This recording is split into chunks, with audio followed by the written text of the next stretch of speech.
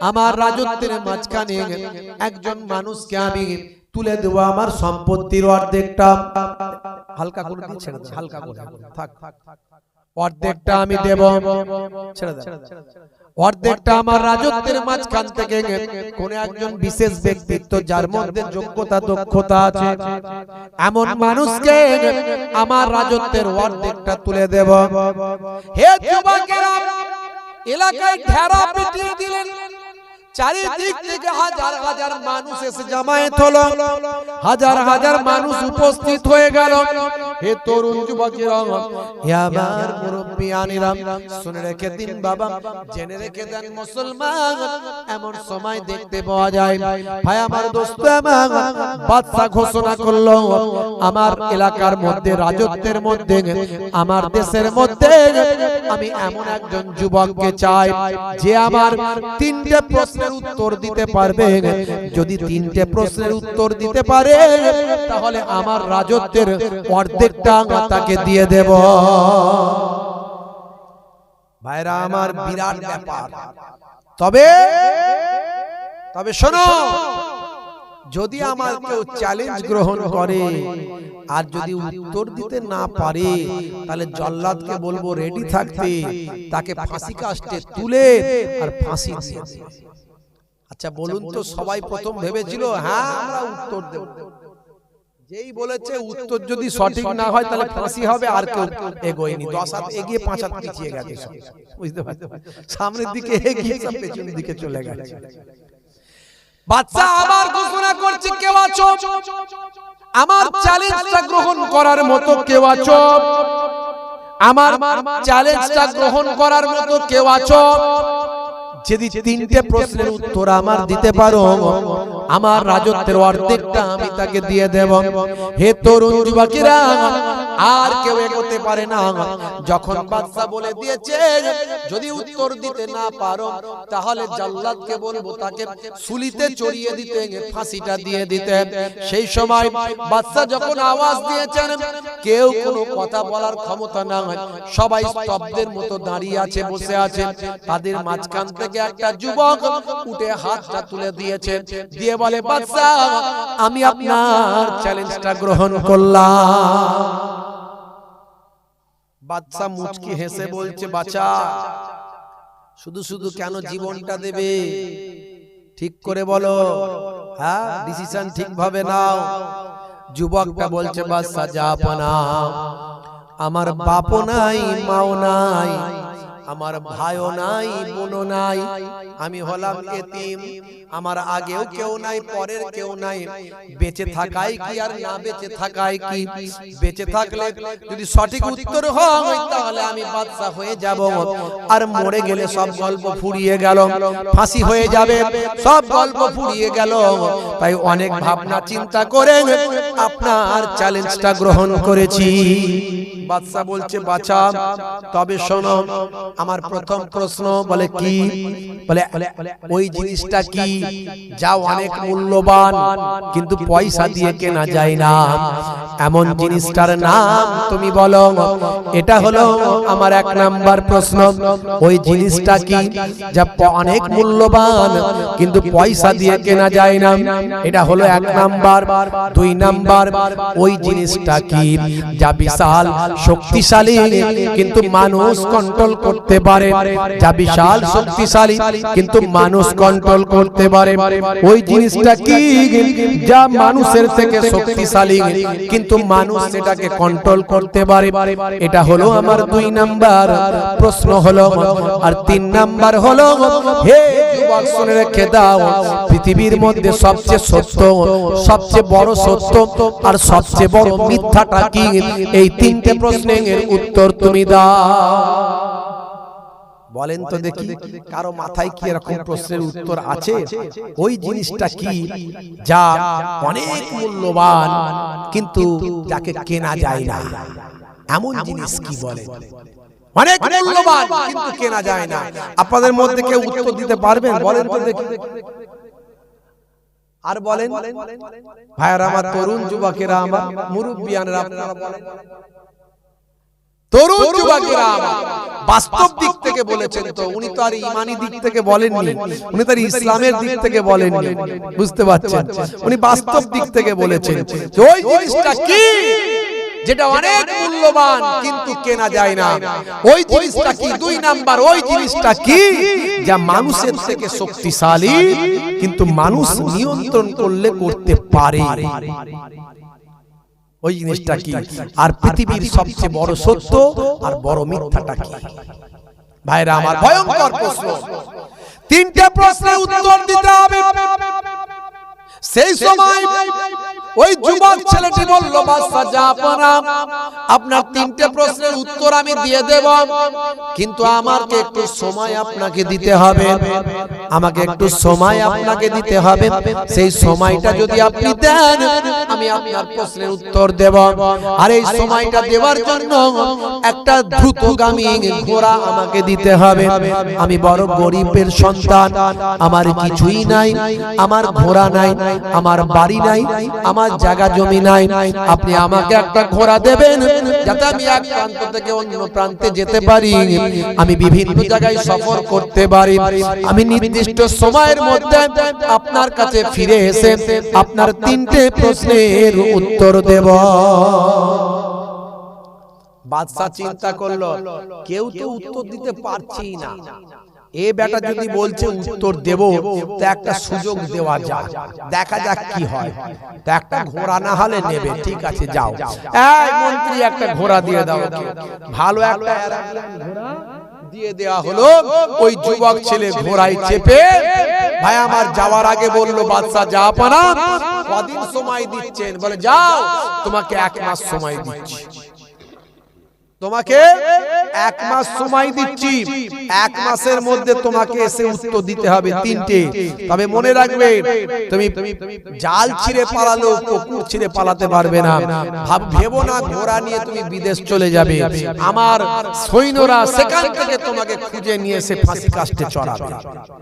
ভাইরা আমার, তরুণ যুবকেরা আমার, ওই ছেলেটি যুবকটি বেশ কিছুদিন ধরে ঘোড়ায় চেপে পৃথিবীর বড় বড় পণ্ডিতদের সঙ্গে দেখা করছে আর প্রশ্ন করছে 3টে প্রশ্নের উত্তর পৃথিবীর বড় বড় পণ্ডিতরা বলতে পারে না।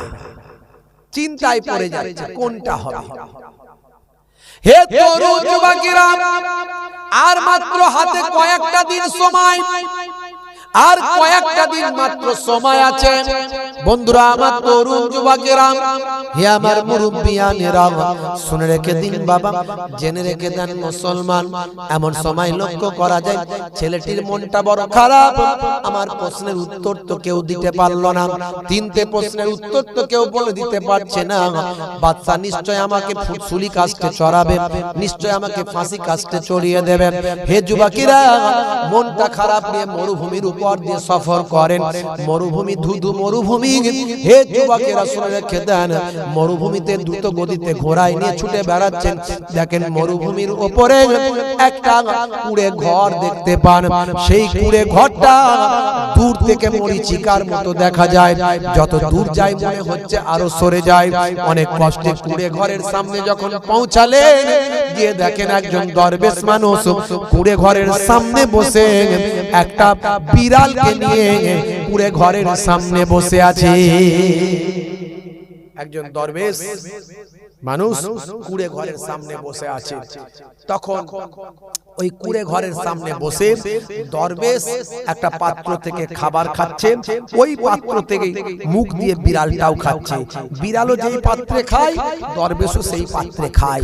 এই দেখে যুবকটি বলে, এটা আবার কেমন ফকির সাহেব রে বাবু, কেমন আবার দরবেশ সাহেব রে বাবু, যে বিড়ালে যেই পাত্রে খাচ্ছে সেও সেই পাত্রে খাচ্ছে, ব্যাপারটা কি? না না না, এই লোক কি আর আমার উত্তর বলতে পারে? এ কোথায় ফকির সাহেব মানুষ, আমার উত্তর না, একে জিজ্ঞাসা করি লাভ নাই। ফের ঘোড়া থেকে নেমে আবার ঘোড়ায় উঠে চলে যাব অবস্থা। ওদিক থেকে যখন চলে যাবে, তখন দরবেশ সাহেব ওই খেতে খেতেই বলছে, বাবা ছেলে, এলে যখন চলে যাবে কেন, কাছে এসো। এলে যখন চলে যাবে কেন, কাছে এসো। তখন চিন্তা করছো, তো মাথা তুলে তাকাইনি, আমাকে দেখলো কখন আর বলছে কি?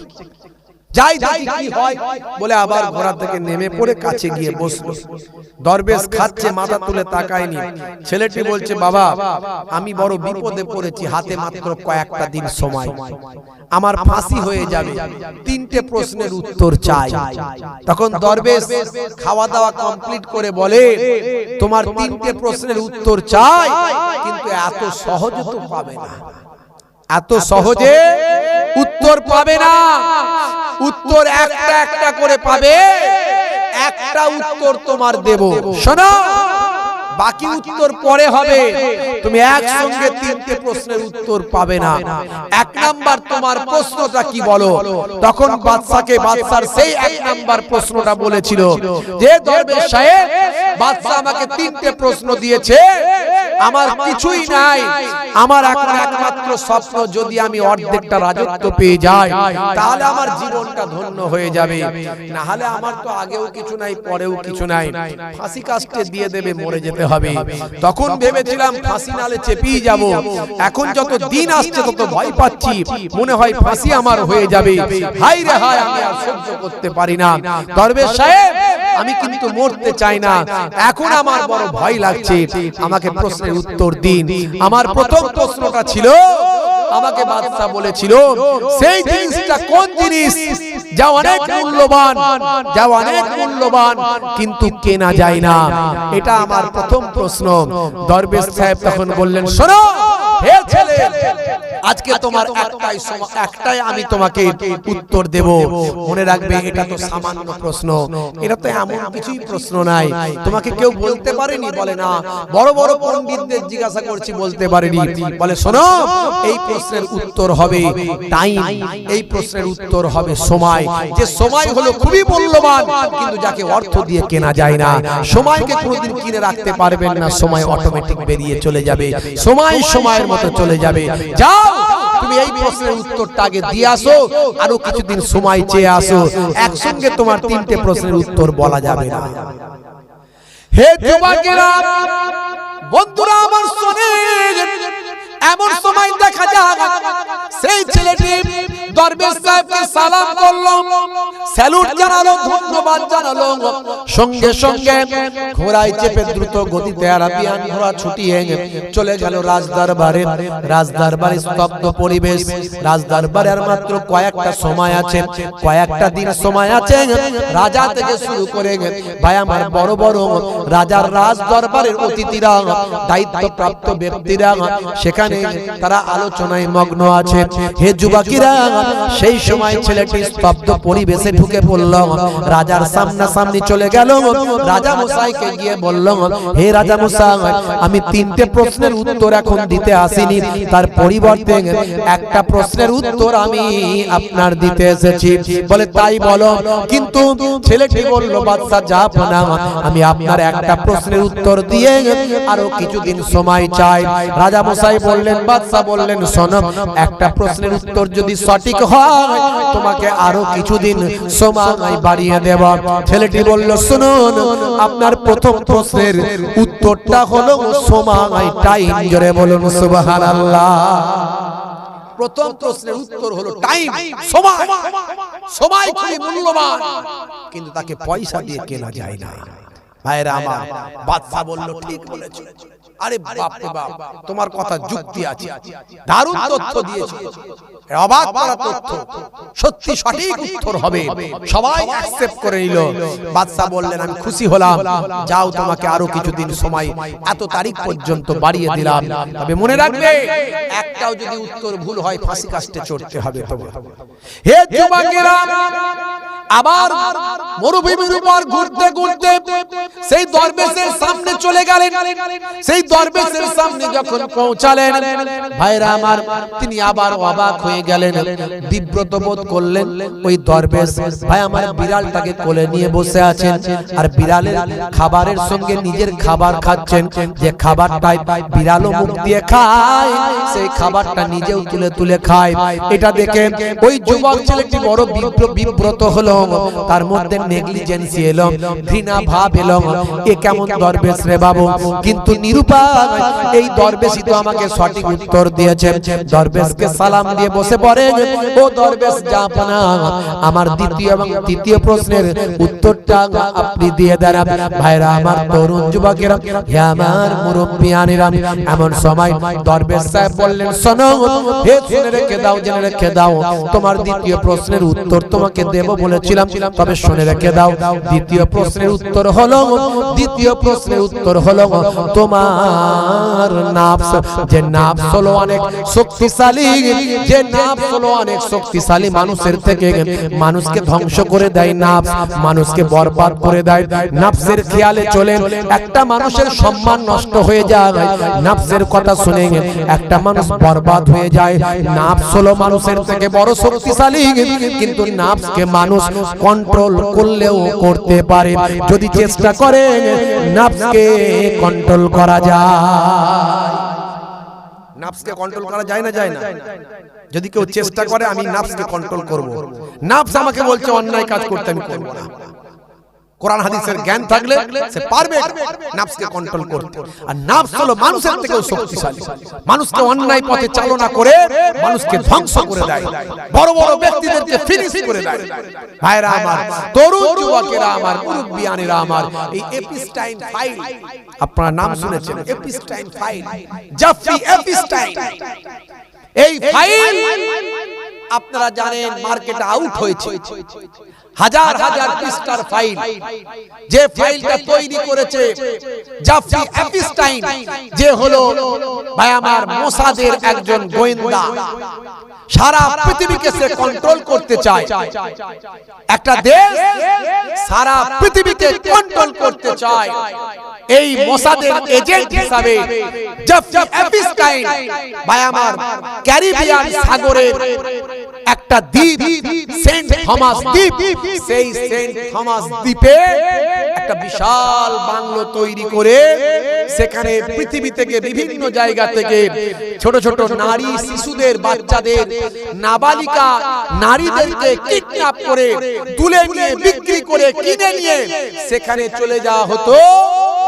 আর পৃথিবীর বড় বড় সেলিব্রিটি, কোন সেলিব্রিটির নাম নাই ওখানে, হাজার হাজার সেলিব্রিটি, বড় বড় পৃথিবী বিখ্যাত ব্যক্তি, যারা মানবতার পাঠ পড়ায়, যারা মনুষ্যত্বের কথা বলেন, যারা নারী স্বাধীনতার কথা বলেন, যারা ইসলামের সমালোচনা করে, ইসলামে নারীদের পর্দার কথা বলা হয়েছে, ওরা বলে না নারীদের স্বাধীনতার কথা, ওরা মনে করে ইসলাম নারীদের স্বাধীনতা দেয়নি, ওরা ইসলামের বিরোধিতা করে, ইসলামোফোবিয়া তৈরি করেছে, সারা পৃথিবীতে ওরা দাদাগিরি করে। অথচ তারা সেখানে গিয়ে ছোট ছোট শিশুদের সঙ্গে যৌন আচরণ করে, খারাপ কাজ করে, অশ্লীলতা করে, ভাই আমার তাদেরকে অন্যায়ভাবে নির্যাতন করে, ছোট ছোট শিশুদেরকে মেরে তাদের রোস্ট করে খেয়েছে। এই কলঙ্কময় অধ্যায় পৃথিবীর মানুষ জানতে পেরেছে। আজ ভাই আমার ব্রিটেনের গদি টলমল হয়েছে, বড় বড় নেতা মন্ত্রীরা তারা রিজাইন দিচ্ছে, তারা পদত্যাগ করছে। আমেরিকায় ডোনাল্ড ট্রাম্পের বিরুদ্ধে মিছিল চলছে, সারা পৃথিবী তোলপাড়, সারা পৃথিবীতে এপিস্টাইন ফাইল নিয়ে কথা হচ্ছে। আমাদের ভারতবর্ষও তোলপাড়, ভারতবর্ষের বিভিন্ন জায়গায় পার্লামেন্টে পর্যন্ত আলোচনা হচ্ছে। ভারতবর্ষে আমাদের মোদিজির নাম নাকি ওই ফাইলের মধ্যে এসে গেছে। ভাই আমার, এই সব তথ্য নিয়ে সারা পৃথিবী তোলপাড় হয়ে যাচ্ছে। মনে রাখবেন, এরা হচ্ছে মানবতার পাঠ পড়ায়, অথচ তারা ইসলাম সম্পর্কে কটূক্তি করে। আজকে পৃথিবীর মানুষ বলছে ইসলাম ঠিক, ইসলাম সত্য, ইসলাম নারীদের যেমন সম্মান দিয়েছে, স্বাধীনতা দিয়েছে, তেমন নারীকে সম্মান করতে শিখিয়েছে, নারীকে ইজ্জত করতে শিখিয়েছে, নারীকে পর্দা দিয়েছে, নারীকে রক্ষা করতে বলেছে, নারীকে হেফাজত করতে বলেছে, নারীর সম্মান দিয়েছে, নারীর পর্দা দিয়েছে, নারীকে স্বাধীনতা দিয়েছে, নারীকে উচ্চ শিক্ষায় শিক্ষিতা করতে বলেছে। ইসলাম ঠিক কথা বলেছে। ভাই আমার, যারা মানবতার ঠিকানি আজকে ফেরি করত, তাদের কলঙ্কিত করে পৃথিবীর মানুষ তাদেরকে আজকে ভাই আমার জঘন্যভাবে তাদের ঘৃণা জানাচ্ছে, তাদের বিরুদ্ধে বিরুদ্ধাচারণ করছে। পৃথিবীর মানুষ অবাক। হে মুসলমান, হে যুবকেরা, হে আমার মুরব্বিয়ানেরা, আজকে ইসলামের কথা মানুষের কানে কানে পৌঁছে যাচ্ছে। এই এপিস্টাইন ফাইল ঘটনার পরে পৃথিবী পৃথিবীর বহু মানুষ আল্লাহর নবীর নামে কালেমা পড়ে বিশ্ব নবীর শিষ্য হয়ে যাচ্ছে। জোরে হবে না ভাইরা, যুবকেরা আমার, মুরব্বিয়ানেরা আমার, এই লোভ লালসা মানুষকে ভাই আমার এমন জঘন্য জায়গায় পৌঁছে দিয়েছে। আজকে পৃথিবীর বড় বড় সেলিব্রিটি, তাদের মধ্যে কার নাম নাই? ডোনাল্ড ট্রাম্প থেকে শুরু করে, বিল গেটস থেকে শুরু করে, ভাই আমার আপনার ওই স্টিফেন হকিং থেকে শুরু করে, পৃথিবীর বড় বড় বিজ্ঞানী, ভাই আমার মেসি থেকে শুরু করে, ভাই আমার বড় বড় বড় বড় সেলিব্রিটিদের নামগুলো জড়িয়ে গেছে, তাদের কলঙ্কিত তারা হয়েছে। আজকে মুসলমান, আজকে মানুষের লোভ লালসা কত খারাপ জায়গায় নিয়ে চলে যায়। এই লোভ লালসা থেকে ভাই আমার এই সমস্ত ক্রোধ কাম রিপুকে আমরা যদি কন্ট্রোল করতে পারি, আল্লাহ তাআলার দরবারে আমরা ভালো হব। দুনিয়াতেও মানুষ স্যালুট করবে, আর ফেরেশতারাও মৃত্যুর পরে স্যালুট করবে। জোরে বলুন সুবহানাল্লাহ। এমন সময় দরবেশ বললেন, দরবেশ সাহেব বলছেন, হে যুবক ছেলে শোনো, বসো বসো। বন্ধুরা আমার, তরুণ যুবকেরা আমার, দরবেশ বললেন শোনো, মানুষের থেকে শক্তিশালী কিন্তু মানুষ তাকে কন্ট্রোল করতে পারে, সেটা হলো তোমার নফস। যাও তোমার বাদশাকে গিয়ে বলে দাও, নফস হলো মানুষের থেকে শক্তিশালী, কারণ একটা নফস মানুষকে ধ্বংস করে দেয়, মানুষের ইজ্জত সম্মান সব ধূলিসাৎ করে দেয়। পৃথিবীর মানুষ যাদেরকে বড় বড় বড় বড় সেলিব্রিটি মনে করত, তাদেরকে আজকে থুতু দেয়, তাদের বিরুদ্ধে আজকে ঘৃণা জানায়। একটা নফস মানুষকে ধ্বংসপ্রাপ্ত করে। আজকে বড় বড় ব্যক্তিগুলো তাদের পৃথিবীর ইজ্জত সম্মান সব পৃথিবীতে ধূলিসাৎ হয়ে গেল। হে তরুণ যুবকেরা, নফস হলো এমন একটা শক্তিশালী যে মানুষকে ধ্বংস করে দেয়। মানুষের থেকেও শক্তিশালী হলো নফস, কিন্তু মানুষ চাইলে নিজের নফসকে কন্ট্রোল করতে পারে।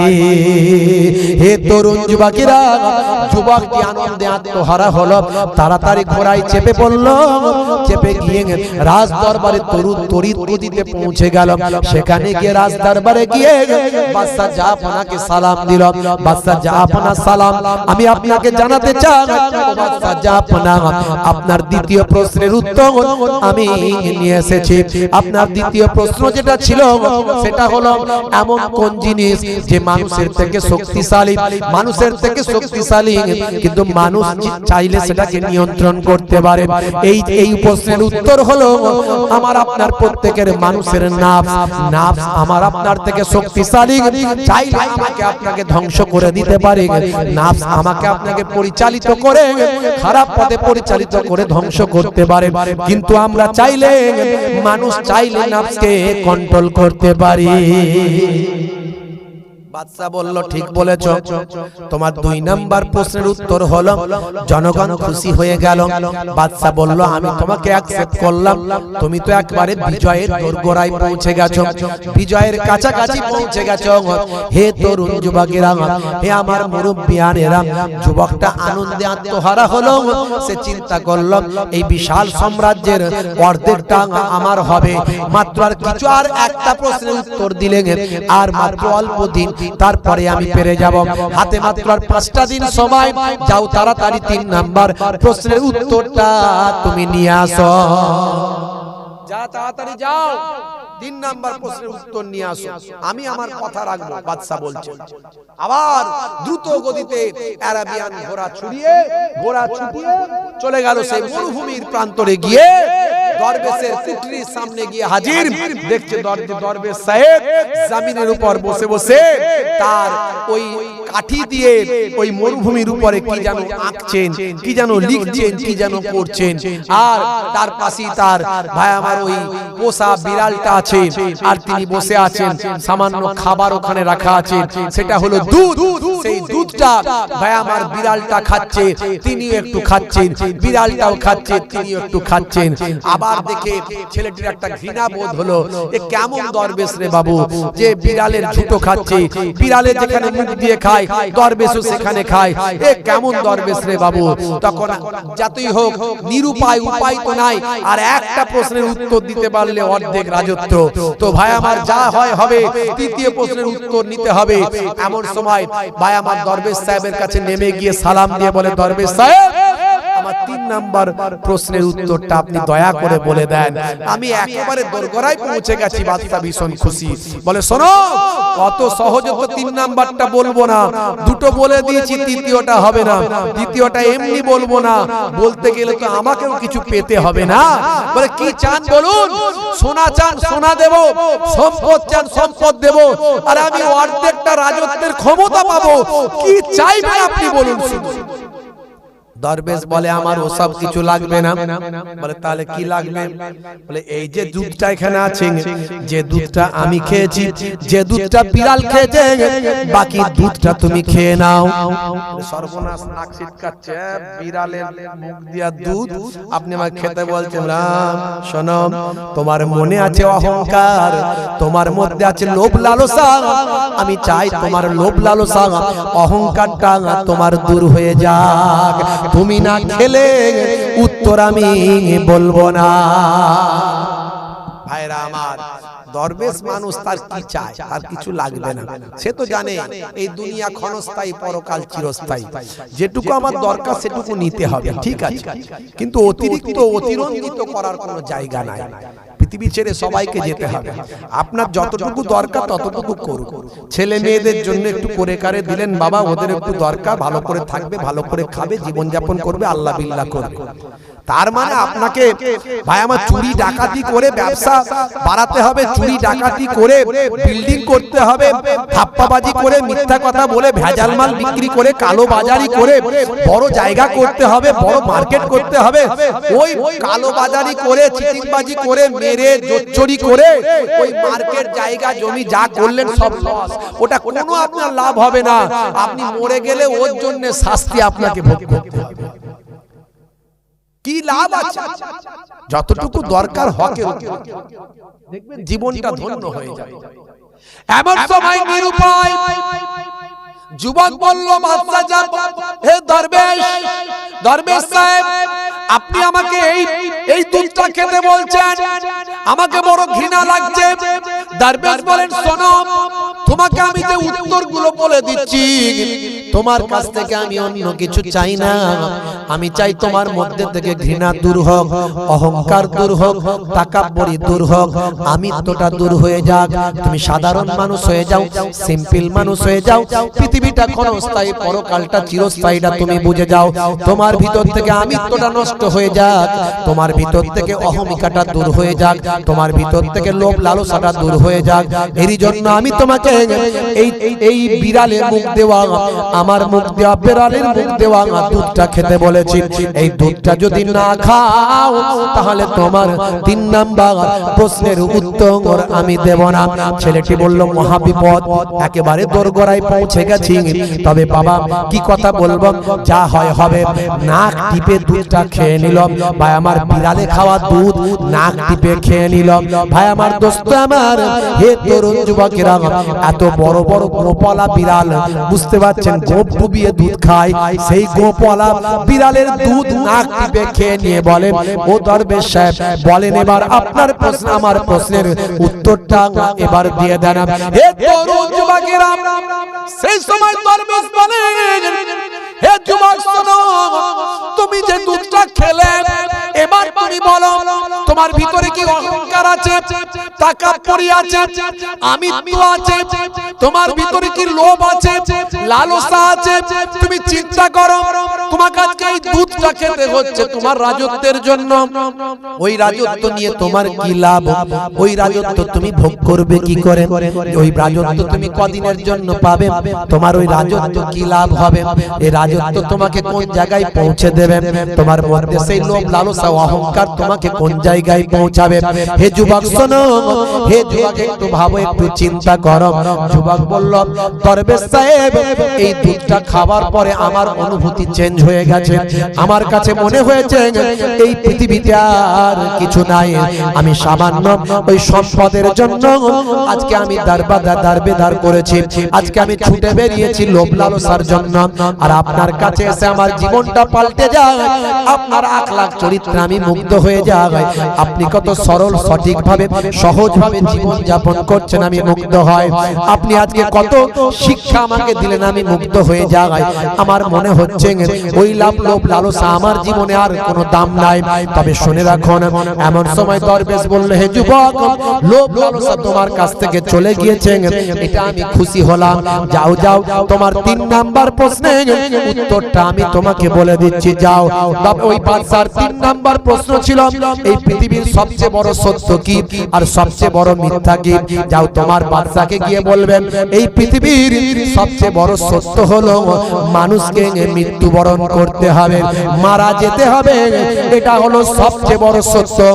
আর সবচেয়ে বড় মিথ্যা হলো জীবন, যে মানুষ জীবন নিয়ে ব্যস্ত থাকে, জীবনের সৌন্দর্য নিয়ে, জীবনের ক্ষমতা নিয়ে, জীবনের লোভ লালসা নিয়ে, জীবনের আমিত্ব নিয়ে, জীবনের বড়াই নিয়ে, জীবনের রাজত্ব নিয়ে, জীবনের মালমাতা নিয়ে মানুষ ব্যস্ত থাকে। সেই জীবনটা হলো চরম মিথ্যা। যে জীবন নিয়ে মানুষ ব্যস্ত থাকে, সেই জীবনটাকে বেশি দিন স্থায়ী থাকতে দেয় না। এটাই হলো জীবনটা হলো বড় মিথ্যা, আর মৃত্যুটা হলো বড় সত্য।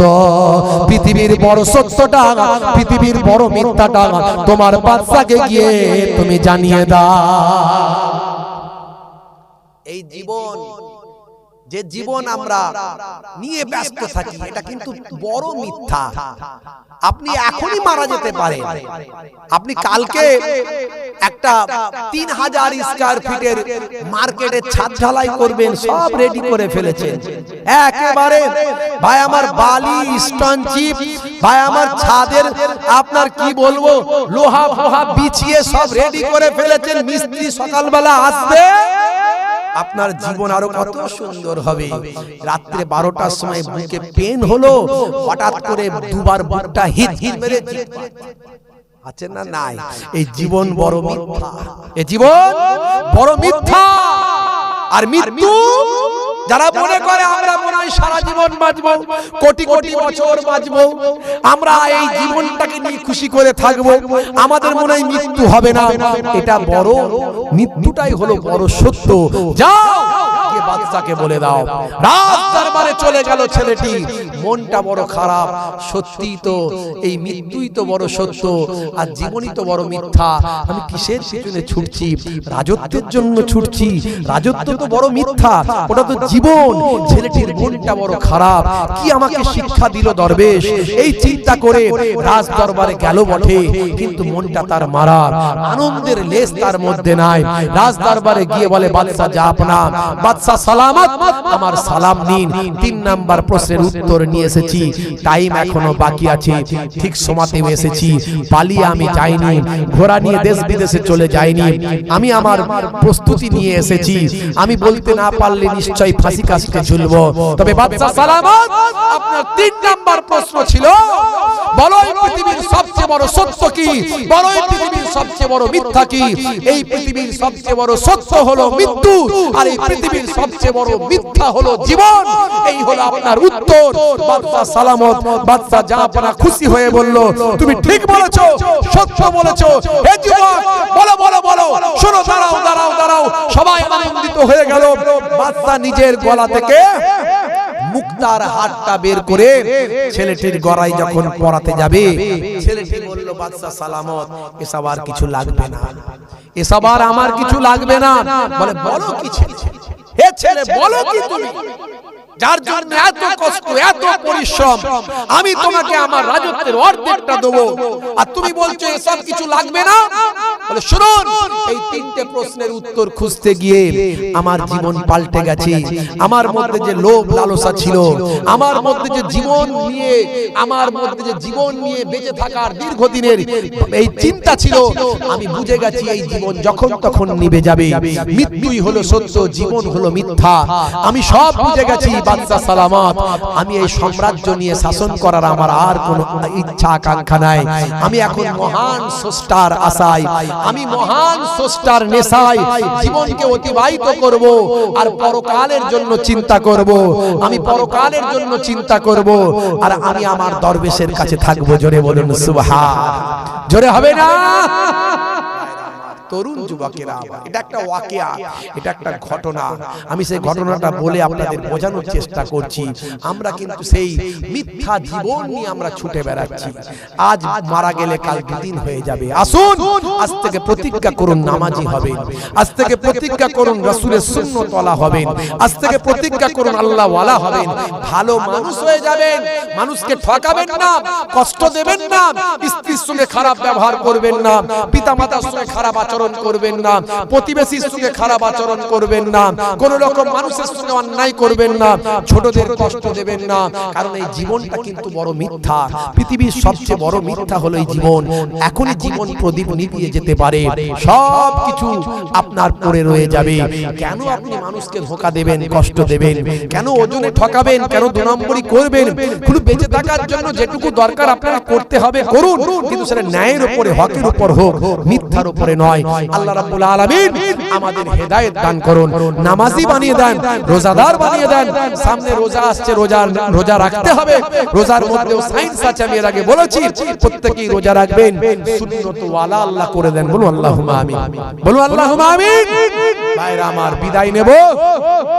অনেক আলোচনা আছে, ইন্টারনেট খুললে পাবেন।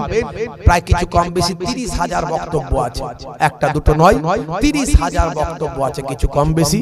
অনেক আলোচনা করেছি, বিভিন্ন ধরনের আলোচনা, বিজ্ঞান, বাস্তব, ইতিহাস নিয়ে বেশি আলোচনা করি। ভাইরা আমার, অনেকেই শুনেছেন, শুনবেন। আর লম্বা চওড়া নয়, একটু সবরে সানির মাহফিল, সবরে সানি নিয়ে, একটু মৃত্যু নিয়ে, পরকাল নিয়ে আলোচনা করলাম, যাতে করে আমাদের জীবনটা বদলে যায়। আলহামদুলিল্লাহ, ইনশাআল্লাহ আগামী কাল থেকে আল্লাহ যেন আমাদেরকে পরিবর্তন করেন। আমরা সবাই নামাজি হব তো নাকি? কি বলেন ইনশাআল্লাহ? একটু হাতটা তুলে দেখান, নারে তাকবীর। কারা কারা নামাজি হবেন হাত তুলে দেখান, নারে তাকবীর, নারে তাকবীর। মাশাআল্লাহ মাশাআল্লাহ, সবাই নামাজি হবে। দাঁড়িয়ে পড়তে পারেন না, খুব কষ্ট, বসে পড়ুন। বসেও পড়ার ক্ষমতা নেই, শুয়ে পড়ুন, কিন্তু নামাজ ছাড়বেন না। কাজা হলে কাজা পড়বেন। সূরা জানেন না, দোয়া জানেন না, দোয়ায়ে মাসুরা জানেন না, দোয়ায়ে কুনুত জানেন না, আত্তাহিয়াত জানেন না, সব দরুদ শরীফ আপনার এই সুবহানাল্লাহ সুবহানাল্লাহ সুবহানাল্লাহ সুবহানাল্লাহ দিয়ে পড়বেন। আপনাদের মেজো হুজুর কেবলা, আমার মেজো নানা জান, তিনি ফতোয়া দিয়েছেন, বাবা সুবহানাল্লাহ সুবহানাল্লাহ বলতে বলতে, নামাজ পড়তে পড়তে, শিখতে শিখতে যদি কেউ মারা যায়, আমার আল্লাহ তার মৃত্যুটাকে, আমার আল্লাহ তার নামাজটাকে নামাজি বান্দাদের খাতায় লিখে দেবেন। জোরে বলুন সুবহানাল্লাহ। ভাইরা আমার, তরুণ যুবকেরা আমার, নামাজকে বলো না কাজ আছে, কাজকে বলো আমার নামাজ আছে। বলুন না সুবহানাল্লাহ, জোরে হবে না? ফজর গেল ঘুমে ঘুমে, জোহর বেলাতে কাজ, আসর গেল তাসার আড্ডায়, মাগরিব হেলা ফেলায়। নামাজ তোমার সঙ্গের সাথী, নামাজ হলো গোরের বাতি, নামাজ বিনা এই দুনিয়ায় সবই যে বৃথা। বান্দা নামাজ পড়ো, আঁকড়ে ধরো, ছেড়ো না নামাজ এই জীবনে। করোনা কাজা হবে যে সাজা, দোজখ ঠিকানা আখিরাতে, দোজখ ঠিকানা আখিরাতে। আল্লাহ রাব্বুল আলামিন আমাদের নামাজি বানিয়ে দেন। বলুন আল্লাহুম্মা আমিন, বলুন আল্লাহুম্মা আমিন। প্রত্যেকে 3 বার সূরা ফাতিহা, আলহামদুলিল্লাহ শরীফ, 3 বার সূরা ইখলাস, কুল হুয়াল্লাহ শরীফ, 3 বার দুরূদ শরীফ পাক তেলাওয়াত করেন, আখিরি মোনাজাত করা হয়। আউযু বিল্লাহ।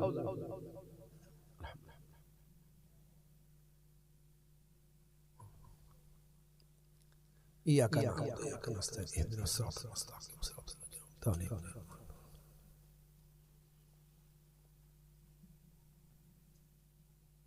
الحمد لله رب العالمين.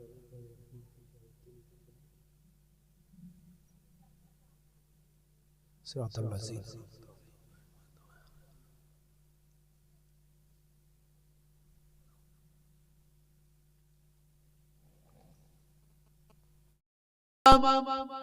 মান তামাসসাকা বিসুন্নতি ইনদা ফাসাদি উম্মতি ফালাহুম আজরু মিয়াতা শাহিদ ইলা আখিরিল হাদিস আও কামা ক্বালা আলাইহিস সালাতু ওয়াস সালাম।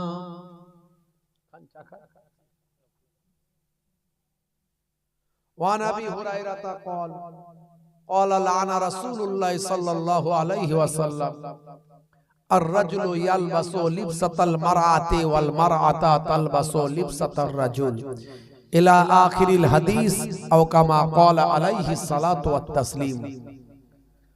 শ্রদ্ধেয় সম্মানীয় আজকের সভার সভাপতি, মঞ্চ উপবিষ্ট সম্মানীয় ওলামা হযরত, সামনে উপবিষ্ট আছেন আমার পিতৃতুল্য বাপজিরা, তরুণ যুবকেরা, স্নেহের বাচ্চারা, পর্দানশীন আমার মায়েরা, বোনেরা, মাইক্রোফোনের আওয়াজে কান লাগিয়ে আছেন জাতি ধর্ম বর্ণ নির্বিশেষে শ্রোতা বন্ধুরা, প্রত্যেককে আমি মোহেবুল্লাহ হুসাইনি, আপনাদের ভাই, আপনাদের ঘরের ছেলে, আপনাদের পীরের ঘরের আওলাদ, ফুরফুরা শরীফ ছোট হুজুর পীর কেবলা রহমাতুল্লাহ আলাইহির মেয়ের ছেলে নাতি, মায়াপুর পীরনগরী হুজুর পীর কেবলা রহমাতুল্লাহ আলাইহির ছেলের ছেলে পৌত্র, দুই দরবারের মেহমান হয়ে মুসাফির হালাতে কুরাইশ খানদান আহলে বায়াতের খানদানের নগণ্য খাদেম আমি গোলাম আপনাদের খেদমতে এসেছি।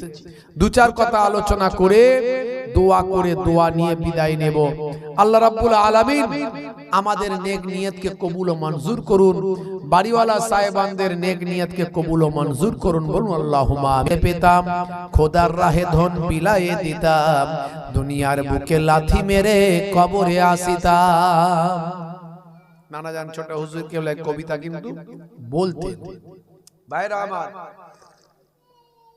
তরুণ যুবকেরা আমার, মুরব্বিয়ানেরা আমার, হে যুবকেরা আমার, আল্লাহ কোরআন মাজিদের ভিতরে বললেন, হে দুনিয়ার মানুষ শুনে রেখে দাও, কুল্লু নাফসিন যায়কাতুল মউত, প্রত্যেক প্রাণী মাত্রই মৃত্যুর আস্বাদ গ্রহণ করবে। হে দুনিয়ার মানুষ, মরতে তোমাকে হবে, যার প্রাণ আছে তার মৃত্যু আছে।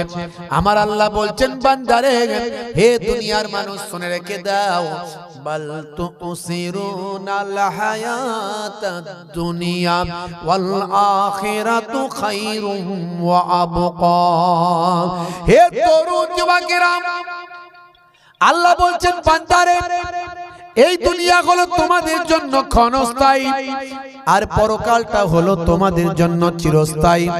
এখানে অল্প দিনের জিন্দেগিতে তোমাকে আমাকে মরতে হবে বান্দা। হে যুবকেরা, হে আমার বন্ধুরা, হে আমার মুরব্বিয়ানেরা, মরবেন তো মরবেন বাবা আল্লাহ ওয়ালা মানুষদের মতো মরণ, মরবেন তো মরবেন বাবা গাউসুল আজম বড় পীর আব্দুল কাদের জিলানী আল বাগদাদির মতো ইন্তেকাল করুন, মরবেন তো মরবেন বাবা খাজা গরিব নওয়াজ মাইনুদ্দিন চিশতি আজমিরি সঞ্জারির মতো মরণ, নিজামউদ্দিন আউলিয়া খাজা বাকি বললাম, পীর আবু বকর সিদ্দিক দাদা হুজুর পীর কেবলা, পাঁচ হুজুর কেবলা, বসিরাট আল্লামা হুজুর কেবলা, পীরনগরী হুজুর কেবলা, আল্লাহর ওলিদের মৃত্যুটা কেমন হয়েছিল ভাবো। এই দুনিয়া ক্ষণস্থায়ী, পরকাল হলো চিরস্থায়ী। আল্লাহ বলছেন বান্দা, এই দুনিয়াটা তোদের জন্য আমি আল্লাহ একটা পরীক্ষাগার করে দিয়েছি, এখানে তোমরা আসবে, এই জায়গায় কিছু ভালো কাজ করবে, কে ভালো কাজ করে আর কে খারাপ কাজ করে আমি তাদের জন্যই পৃথিবীটা সৃষ্টি করেছি, তাদেরকে পাঠিয়েছি, তাদের জন্যই, মানুষের জন্যই সব নিয়ামত দিয়েছি। আকাশকে তোমাদের জন্য ছাদ বানিয়েছি, পৃথিবীকে তোমাদের জন্য জমিন বানিয়ে দিয়েছি, দিনের বেলা রুজি রুটির ব্যবস্থা করে দিয়েছি, নামাজ পড়ে রুজি রুটির তালাশ করো, এই নামাজ खत्म हो गया, चलो निकलो जमीन पर फैल जाओ, रोजी रोटी तलाश करो, बीबी बच्चों को पालो पोसो, ফাইজা কুদিয়াতিস সালাত ফান্তাসিরু ফিল আরদ ওয়াবতাগু মিন ফাদলিল্লাহ। হে যুবকেরা, হে আমার মুরব্বিয়ানেরা, আমার আল্লাহ তাআলা বললেন তোমাদের দিনকে রুজি রুটির বানিয়েছি, রাতকে তোমাদের জন্য বিছানা, রাতকে তোমাদের জন্য বিশ্রামের বানিয়ে দিয়েছি।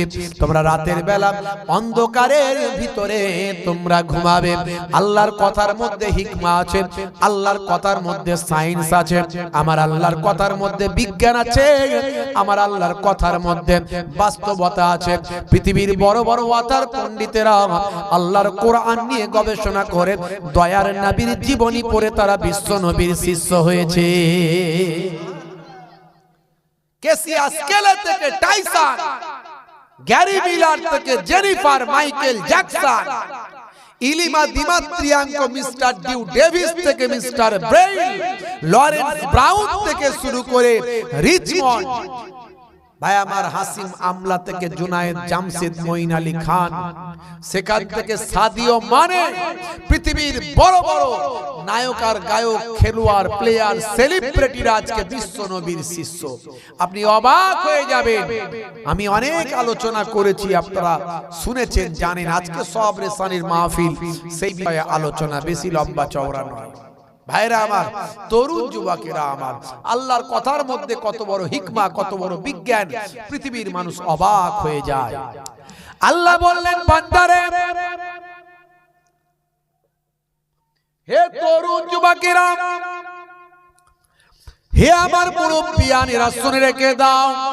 আল্লাহ বললেন বান্দা, রাতকে তোমাদের জন্য পোশাক বানিয়ে দিয়েছি। সূরা নাবা খুলে দেখুন, সূরাতুন নাবা আপনি খুলবেন, প্রথম থেকে আয়াতগুলো পড়বেন, আপনি পাবেন। আল্লাহ বলছেন, হে দুনিয়ার মানুষ শোনো, আমি আল্লাহ তাআলা তোমাদের জানিয়ে দিই, ওয়াজআলনাল লাইলা লিবাসা, রাতকে তোমাদের জন্য পোশাক বানিয়েছি। 1450 বছর আগের কথা। হে তরুণ যুবকেরা, আজকের যুগের সায়েন্স গবেষণা করল, বিজ্ঞানীরা গবেষণা করে অবাক হয়ে গেল। রাতকে পোশাক বানিয়েছি।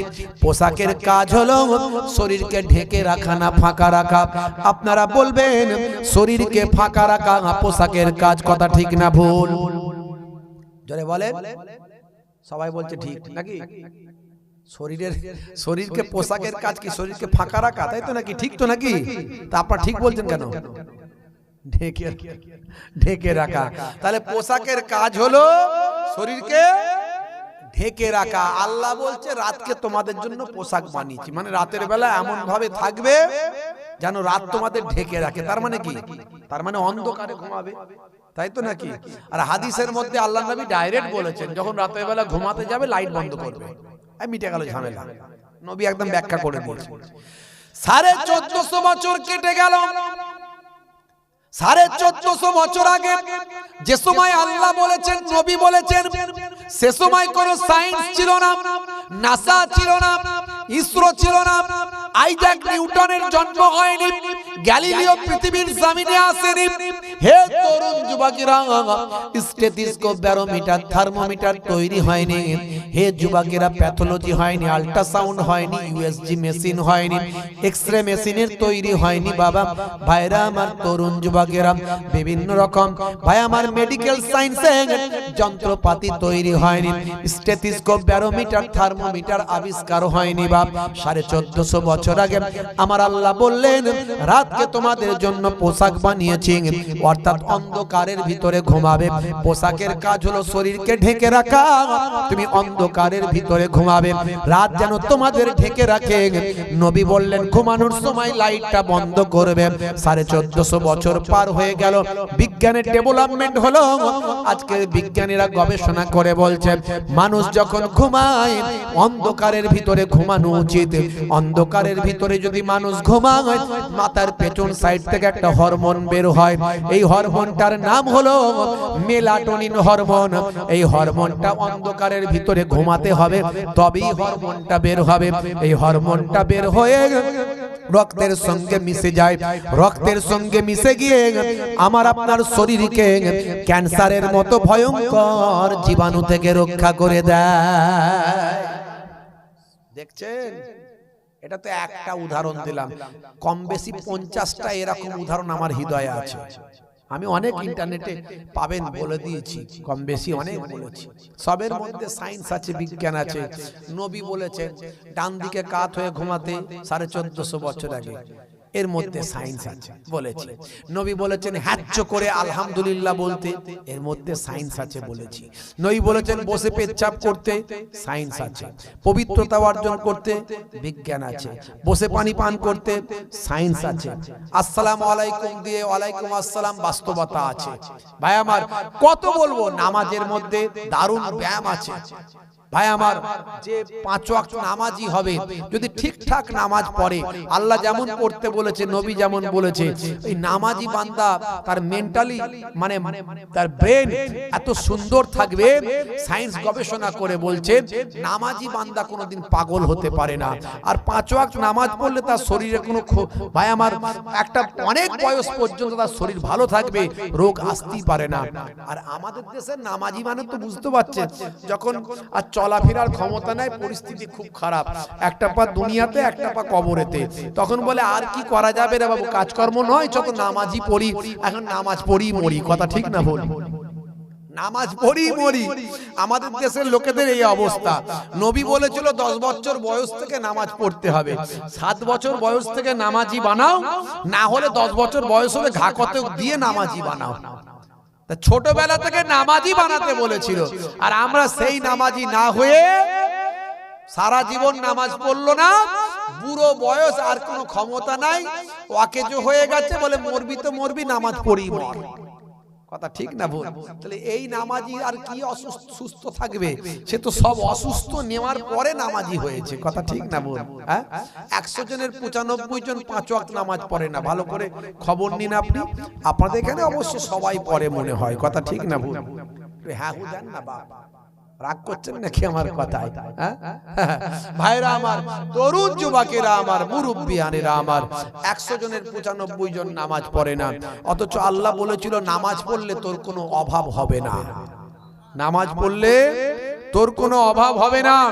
আমি আল্লাহ সাহায্য করব, নামাজি বান্দাদের আমি আল্লাহ তার দোয়া কবুল করব। মুয়াজ্জিন আযান দিয়েছিল হাইয়া আলাস সালাহ, বলেছিল না বলেনি?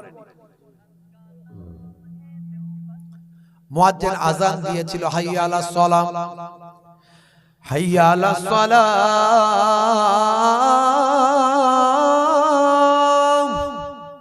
এসো নামাজের দিকে এসো, এসো নামাজের দিকে এসো। মুয়াজ্জিন আযান দিয়েছিল এসো নামাজের দিকে এসো। দিনে 5 বার করে, 5 দুগুণে 10 বার বলেছিল নামাজের দিকে এসো। আল্লাহ জানে আমরা নামাজ পড়লেও কিছু ফায়দা পেতে চাই। আমরা মানুষ, আমরা এতটাই লোভী, সব জায়গায় লাভ খুঁজি। কথা ঠিক না ভুল? লাভ ছাড়া আমরা চলি না। হ্যাঁ, মা তেল আনতে দিয়েছে ছোট বাচ্চাটাকে, 7 বছর 8 বছর বয়স, যা তোর কালো চাঁদার দোকান থেকে সরষের তেল নিয়ে আয়, আর চাচাকে বলবি ফ্রি যেন দেয়, চাচাকে বলবি ফ্রি যেন দেয়। তো ছেলে চিন্তা করছে, মা তো বলে দিয়েছে ফ্রি নিয়ে যেতে। চাচাকে গিয়ে বলছে চাচা 10 টাকা সরষের তেল দাও, আর ফ্রি দিতে বলেছে মা। তো সরষের তেল দিয়ে শিশি ভর্তি হয়ে গেছে। কই গো চাচা ফ্রি দিয়েছো তো, মা বলেছে। ফ্রি নিবি কোথায়? হ্যাঁ, ছেলে চিন্তা করছে মা তো বলেছে ফ্রি নিতে, শিশির তলার দিকটা একটু ঢোকা মতো আছে, ছেলে উল্টে দিয়ে বলছে এখানটায় ফ্রি দাও। ফ্রি নিতে গিয়ে অরিজিনাল হাওয়া। কথা ঠিক না বল? আমরা মানুষ, আমরা মুসলমান এত ফ্রি নিতে শিখেছি, এই ফ্রি খেতে খেতে আসল বাদ। কথা ঠিক না বল? ভাইরা আমার, দেখবেন দোকানে কি বলে, কোন পেপসির কোন পেস্ট কিনলে, কোন মাজনটা কিনলে ব্রাশ ফ্রি আছে সেটা বলো। কোন মাজনটা ভালো সেটা বলছে না, কোনটা কিনলে ফ্রি পাবো সেটা আগে বলো। মানে ফ্রি খাওয়ার আমরা ওস্তাদ হয়ে গেছি, আল্লাহও জানে। তাই আল্লাহ বলছে নামাজে এলে ফ্রি পাবি। ফ্রি আল্লাহ বলছেন হে মুয়াজ্জিন বলে দাও, মুয়াজ্জিন বলে দাও হাইয়া আলাল ফালাহ,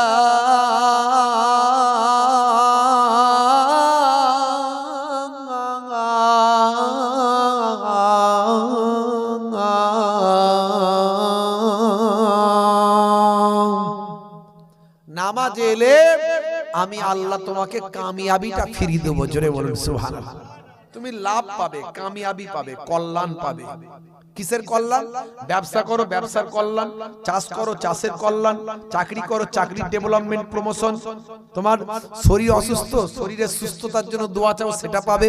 তুমি যেটা দোয়া চাইবে আমি আল্লাহ তোমার দোয়া কবুল করে নেব। আমার নানাজান ছোট হুজুর পীর কেবলা নামাজের কথা বলতে গিয়ে রেগে যেতেন। নামাজের কথা বলতে গিয়ে বলতেন, এই মিয়া, কি দিয়ে বোঝালে বুঝবে বলো? কি দিয়ে বোঝাও বলো? ঝোড়ার কোদাল দিয়ে বোঝাবো বাবা? ঝোড়ার কোদাল দিয়ে বোঝাবো? ছোট হুজুর কেবলা বলতেন, বুঝতে পারছেন? আর আমার দাদাজান মায়াপুর হুজুর, পীরনগরী হুজুর, তিনি বলতেন, বাবা দিনে রাতে 24 ঘন্টায়, দিনে রাতে 24 ঘন্টায় নামাজ পড়তে 1 ঘন্টা লাগে। 12 মিনিট করে সময় দিলে 5 12 60, 1 ঘন্টা নামাজে সময় লাগে। 1 ঘন্টা যদি তুমি নামাজে দাও, আমার আল্লাহ তোমার বাকি 23 ঘন্টা কামিয়াবি দান করে দেবে। জোরে হবে না? কিন্তু মুসলমান আমরা নামাজ ছেড়ে দিয়েছি। আমার আল্লাহ কোরআন মাজিদে বলেছেন, ইন্নাস সালাতা তানহা আনিল ফাহশাই ওয়াল মুনকার, নিশ্চয় নামাজ তোমাকে অশ্লীলতা অন্যায় থেকে দূরে সরিয়ে দেবে। বান্দা নামাজি হয়ে যাও। হে তরুণ যুবকেরা, হে আমার বন্ধুরা, হে আমার মুরব্বিয়ানিরা, শুনে রেখে দিন বাবা। হে মুসলমান, আপনারা আমিত্বকে মিটিয়ে দেন। এই দুনিয়া হলো ক্ষণস্থায়ী, পরকালটা হলো চিরস্থায়ী।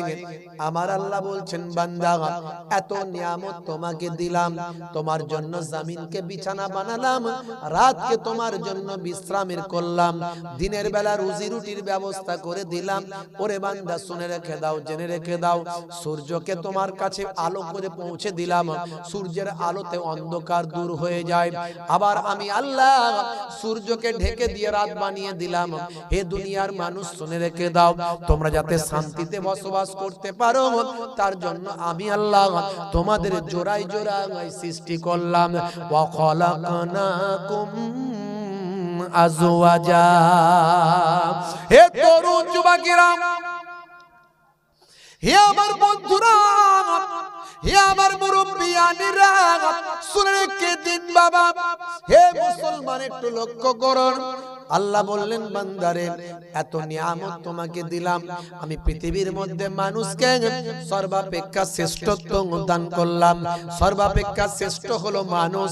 হে মানুষ, তোমাকে আমি পৃথিবীর সবচেয়ে সম্মানিত করলাম। লাকাদ কাররামনা বানি আদামা। হে তরুণ যুবকেরা, হে আমার বন্ধুরা, আল্লাহ বললেন, বান্দারে হে দুনিয়ার মানুষ শোনো, লাকাদ খালাকনাল ইনসানা ফি আহসানি তাকবীম। মানুষকে সর্বাপেক্ষা সুন্দর করে আমি আল্লাহ সৃষ্টি করেছি। হে যুবকেরা, হে আমার মুরব্বিয়ানেরা, আল্লাহ বললেন, বান্দারে এত কিছু তোমাকে দিয়েছি বান্দা, তার বিনিময়ে তোমার কাছে একটা জিনিস আমি আল্লাহ চেয়েছি, সেটা আর অন্য কিছু নয়, তোমরা আমার ইবাদতটা তোমরা করবে। আর দুনিয়া ও মাজরাআতুল আখিরা, দুনিয়াটা হলো পরকালের শস্য ক্ষেত্র। এখানে যেমন চাষ করবেন তার ফল ওখানে তেমন পাবেন। বুঝতে পারছেন? এই দুনিয়াটা ক্ষণস্থায়ী, পরকালটা হলো চিরস্থায়ী। অল্প দিনের জিন্দেগি, গোর গোর সওয়াল, গোর গোর জবাব। আজ বেঁচে আছেন, কাল থাকবেন না। আজকে আমাদের এই ভাইরা তার আব্বা জান আম্মা জানের সব রেশানি করছে। একদিন তারাও বেঁচে ছিলেন, একদিন আমরাও থাকবো না। কতদিনের জিন্দেগি? আজ মরা গেলে দুদিন পরে আপনার কথা কেউ মনে রাখবে না, আর কেউ কাঁদবে না, কষ্ট পাবে না। যদি নেক্সট সন্তান তৈরি করে যান, একটা সন্তানকে হাফিজে কোরআন বানান, একটা সন্তানকে আলেমে হাক্কানি বানান, ছোটবেলায় সন্তানটাকে মসজিদে পাঠান, মাদ্রাসায় পাঠান, দিনের এলেম যদি একটু শেখে, ওই ছেলেটা জুম্মার দিনে জুম্মার নামাজ পড়ে বাপ মায়ের কবরটা জিয়ারত করবে, চোখের পানি ফেলবে, একটু আল্লাহর দরবারে কাঁদবে, আমার বাপকে মাফ করে দাও আল্লাহ, আমার মাকে মাফ করে দাও আল্লাহ বলে কাঁদবে। আল্লাহর নবী বলেন, আও তারাকা ওয়ালাদান ইস্তাগফির লাহু বাদা মাউতিহি, ওই নেক সন্তানের দুয়ার ওসিলায় আমার আল্লাহ বাম্মাকে নাজাত দান করে দেবেন। ভাইরা আমার, তরুণ যুবকেরা আমার, মুরব্বিয়ানেরা আমার, আমরা দুনিয়ার মোহে ছুটে বেড়াচ্ছি, দুনিয়ার লোভ লালসায় আমরা ছুটে বেড়াচ্ছি, গাড়ি বাড়ি জায়গা জমি মরিচিকার পেছনে ছুটছি। আমাদেরকে এমন, আমাদের নাফস আমাদেরকে এমন ভাবে আবদ্ধ করেছে যে আমরা মরিচিকার পেছনে ছুটে বেড়াচ্ছি। কিন্তু এই দুনিয়া হলো ক্ষণস্থায়ী, আর পরকালটা হলো আমাদের জন্য চিরস্থায়ী। দুনিয়া সুন্দর, মানুষ সুন্দর, আসমান সুন্দর, জমিন সুন্দর, সুন্দরে সুন্দরে পাল্লা, জানি না কত সুন্দর তুমি আল্লাহ, জানি না কত সুন্দর তুমি আল্লাহ, জানি না কত সুন্দর তুমি আল্লাহ, জানি না কত সুন্দর তুমি আল্লাহ। জোরে হবে না সুবহানাল্লাহ? আর জোরে হবে না সুবহানাল্লাহ? আর জোরে হবে না? ঝর্ণা ছুটে চলে একে বেঁকে, পৃথিবীর পথে কত ছবি এঁকে, ঝর্ণা ছুটে চলে একে বেঁকে, পৃথিবীর পথে কত ছবি এঁকে, নদীর কলতানে সাগরের গর্জনে, নদীর কলতানে সাগরের গর্জনে, ঢেউয়ে ঢেউয়ে দেয় পাল্লা, জানি না কত সুন্দর তুমি আল্লাহ, জানি না কত সুন্দর তুমি আল্লাহ। দরুদ শরীফ আল্লাহুম্মা সাল্লি আলা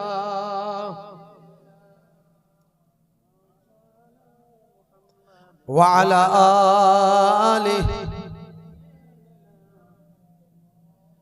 ভাইরা আমার, তরুণ যুবকেরা আমার, মুরব্বিয়ানেরা আমার, মুসলমান, একটু আত্মশুদ্ধি করতে হবে, নিজেকে পাল্টে ফেলতে হবে, নিজেদের চিন্তাধারার পরিবর্তন করাতে হবে। একদিকে ঈমান, ঈমানকে মজবুত করতে হবে, আল্লাহ সম্পর্কে বিশ্বাস ঠিক রাখতে হবে। জীবন চলে যাবে তবু বিশ্বাস বদলাবে না, জীবন চলে যাবে তবু বিশ্বাস বদলাবে না, তবে আপনি ঈমানদার। আল্লাহ শুধু বিশ্বাস মানে কিসের বিশ্বাস? আল্লাহ এক, তার কোনো অংশী নাই, সমতুল্য নাই, সমকক্ষ নাই, আমরা আল্লাহর ইবাদত করি আর কারো করি না, এই যে বিশ্বাস আল্লাহর প্রতি। আল্লাহর মতো কেউ নাই, আল্লাহর ছেলে নাই, আল্লাহর স্ত্রী নাই, আল্লাহর বাপ নাই, আল্লাহর মা নাই। হ্যাঁ, আল্লাহ একাই চিরঞ্জীবী। হ্যাঁ, সব ধ্বংস হবে কিন্তু আল্লাহ ধ্বংস হবেন না। কুল্লু মান আলাইহা ফান ওয়া ইয়াবকা ওয়াজহু রাব্বিকা যুল জালালি ওয়াল ইকরাম। আল্লাহ সম্পর্কে, নবীদের সম্পর্কে 1 লক্ষ বা 2 লক্ষ 24,000 পয়গম্বর, তারা হলেন মেসেঞ্জার, তারা যা বলেছেন সত্য বলেছেন, তারা সঠিক সত্য। কিন্তু আমরা আমাদের নবীর নির্দেশ মানব, নবীর আখলাক, নবীর নির্দেশনা আমাদের জন্য জরুরি। বাকি নবীদের কথা মানা আমাদের জন্য জরুরি নয়। আমরা হলাম শেষ নবীর উম্মত, এই যে বিশ্বাস। তারপরে ভাই আমার, কিয়ামতের কথা বিশ্বাস, বিচারের দিন হবে, মৃত্যুর পর জীবিত হব বিশ্বাস, ভাগ্যে ভালো মন্দ যা কিছু হয় আল্লাহর কাছ থেকে হয় বিশ্বাস। হ্যাঁ, মুসলমানের ছেলে বলছে ভাগ্যে ভালো মন্দ সব আল্লাহর কাছ থেকে হয়, কথা ঠিক না ভুল? বলি তো আমরা, ভাগ্যে ভালো হোক মন্দ হোক সব আল্লাহর কাছ থেকে হয়। আর সকাল হলে চাচা আমার লটারির টিকিট কাটতে যায়, যদি 5 লাখ লেগে যায়, এই রাতের বেলা হুজুরের সামনে বলছে ভাগ্যে ভালো মন্দ আল্লাহর কাছ থেকে হয়, আবার সকালবেলা ভাগ্য পরীক্ষা করতে যায়, আছে না নাই? আবার যাওয়ার আগে মসজিদে বক্সে 10 টাকা গলায়, আল্লাহ গো এই তোমার মসজিদের বক্সে 10 টাকা দিলাম, তা আজকে তুমি এমন একটা লাগিয়ে দাও যেন অন্তত মিনিমাম 10 লাখ লেগে যায়, এমন নামাজি হব। আমি জানি লটারি কাটতে নাই, কিন্তু কি করব বলো, একবার লাগিয়ে দাও, দেখো এমন নামাজি হব তুমি ধরতেই পারবে না, পুরো 5 ওয়াক্ত নামাজি হয়ে যাব। মসজিদের বক্সে 10 টাকা গলিয়ে দিয়ে আবার লটারির টিকিট কাটতে যায়, আছে না নাই? ইয়ং ছেলেরা মিলাদুন নবীতেও যায়, ঈদের দিনে ফার্স্ট কাতারে দাঁড়ায়, কোনো অসুবিধা নাই, রমজান মাস আসছে সামনে, রোজা রাখে, কোনো সমস্যা নাই। ঈদের দিনে সেমুই লাচ্চা খেয়ে বলে পেটটা যেন গুলায়, 1 মাস রোজা রেখেছি সমস্যা নাই, আজ যদি একটু লিকুইডটা লাল পানিটা পেটে ঢুকতো মনে হচ্ছে শরীরটা ভালো হতো ভাই। চিনু মিনু টিনু পিনু সব এক কাছে হয়ে পালসার গাড়ি নিয়ে এই আপনাদের এখানে আছে ভাই আমার, কি বলবো, ওই ভেবিয়া মার্কেটে গিয়ে ওই মোনালিসা চৌমাথায় গিয়ে সোপের সামনে হাতটা গলিয়ে দিয়ে বলে কাকা একটা লাল পানির বোতল চাই। বাঁশবাগানের ধারে, পুকুরের পারে, নদীর ধারে 3-4 বন্ধু মিলে খায়। আবার খাবার সময় বলে জানিস না বিসমিল্লাহ বলতে হয়। খাচ্ছে মদ, বলছে বিসমিল্লাহ বলে খা। আবার কেউ কিছু বললে বলে জানিস না এটা মদ নাকি মেডিকেল জুস, ডাক্তার খেতে বলেছে, শরীর স্বাস্থ্য ভালো হবে। বুঝতে পারছেন? আছে ভাইরা আমার, তরুণ যুবকেরা আমার, মুরব্বিয়ানেরা আমার, মুসলমান, একটু নিজেকে পাল্টে ফেলতে হবে। লোভ, লালসা, অহংকার, তাকাব্বুরি, একদিকে ঈমানকে ঠিক রাখুন, আমলটা করুন। বেশি আমল করতে হবে না, 5 ওয়াক্ত নামাজ, বছরে 1 মাস রোজা, এই দুটোই করুন না। বছরে 1 মাস রোজা, 5 ওয়াক্ত নামাজ, এই দুটোই করুন। দাড়ি বড় রাখতে পারেন না, ছোট হলেও নবীর সুন্নত মনে করে রাখুন। এই 3টে কাজ করুন, বেশি আমল করতে হবে না। এই 3টে কাজ করুন, দেখবেন। আর মুআমেলাতটা ঠিক রাখুন, মানে লেনদেন, কথাবার্তা, চাল চলন, ব্যবহার, আচার, যার সঙ্গে যেমন ভাবে চলা দরকার সেটা চলুন। এই 3-4টে কাজ করুন, দেখবেন আপনার পরিপূর্ণ ঈমানদার আপনি হয়ে যাবেন। হে তরুণ যুবকেরা, একটা ওয়াকিয়া ঘটেছিল বহুদিন আগে। একটা ঘটনা, এক বাদশা ছিলেন, রাজা ছিলেন। হে তরুণ যুবকেরা, হে আমার মুরব্বিয়ানিরা, সেই রাজা মশাই চিন্তা করলেন আমার রাজত্ব থেকে অর্ধেকটা রাজত্ব আমি অন্যজনকে দিতে চাই। এত বিশাল রাজত্ব আমার, অর্ধেকটা রাজত্ব আমি অন্যজনকে দিতে চাই। কিন্তু কাকে দেব? একজন যোগ্য ব্যক্তি আমার দরকার, যে সঠিক সিদ্ধান্ত নিতে পারবে, সঠিকভাবে জীবন যাপন করতে পারবে, এমন একজন যোগ্য নেতৃত্ব আমার দরকার। ভাই আমার, এলাকায় ঘেরা পিটিয়ে দিলেন। হে তরুণ যুবকেরা, হে আমার মুরব্বিয়ানেরা, শুনে রেখে দিন বাবা, জেনে রেখে দেন। হে মুসলমান, একটুখানি লক্ষ্য করুন বন্ধুরা আমার, শুনে রেখে দেন। মাইকটা কমিয়ে দেন।